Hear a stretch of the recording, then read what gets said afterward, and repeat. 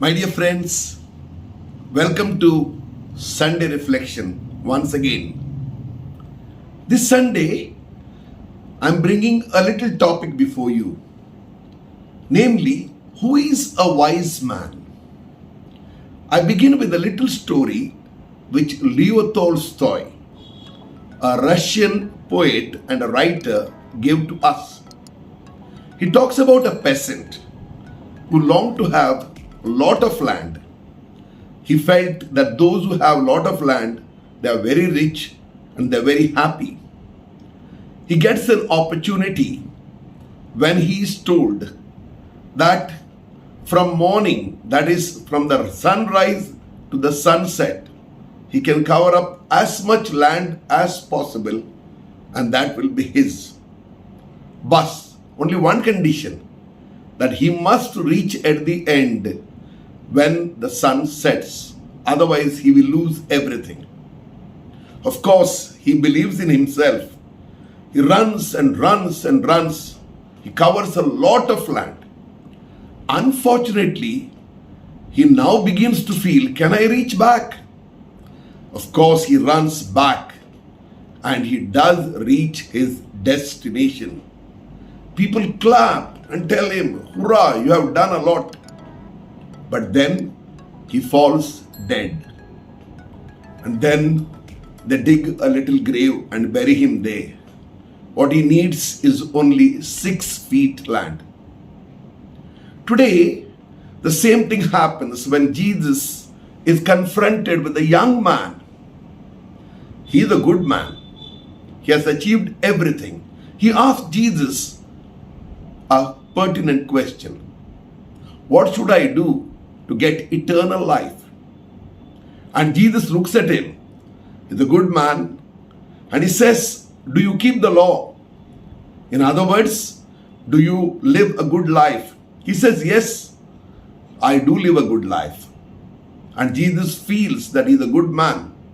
But then he says, if you really are a wise man and you want to get to something higher, then leave everything and follow me. But the man is rich. He has lot of possessions and therefore he feels that he cannot move any further. Dear friends, a lot of people feel, even I feel, I need to have many things and then I will be happy. There's nothing wrong with that. But it's possible that I get so attached to the possessions that I have, I forget to live. I don't know how to live because I'm too much attached to my property, too much attached to the money that I earn, too much attached to the fame. And then, as Jesus says elsewhere, if you want to gain something, then you have to lose something. Therefore, my dear friends, that is the true wisdom, as the first reading tells us, that I love wisdom. Wisdom is truly shining. It is above every other gift. The whole world today is actually suffering because certain number of people, say for example 10% of the people possess 90% of the wealth of the whole world and they do nothing about it. But there are rich people like the Microsoft owner, Bill Gates. He's a very, very rich man, but he's also a great philanthropist. Just last week, we celebrated the birth of Mahatma Gandhi. He had nothing with himself. He longed for nothing, but he had everything with which he could serve humanity. Similarly, we had a great saint of the 12th century, Saint Francis of Assisi. He belonged to a very rich family. He left everything, but then today he is one of the greatest of all saints.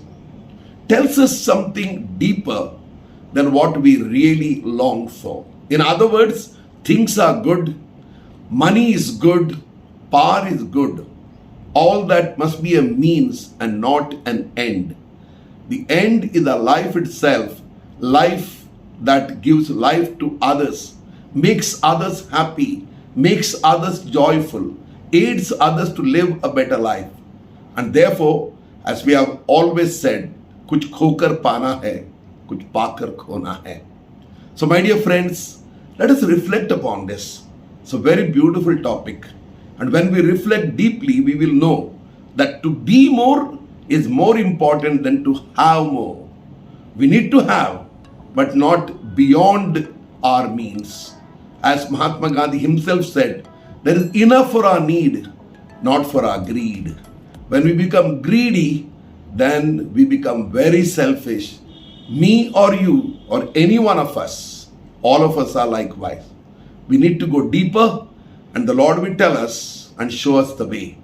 So I hope we are able to reflect upon this, and let's make the world a better place to live in. Thank you. God bless you.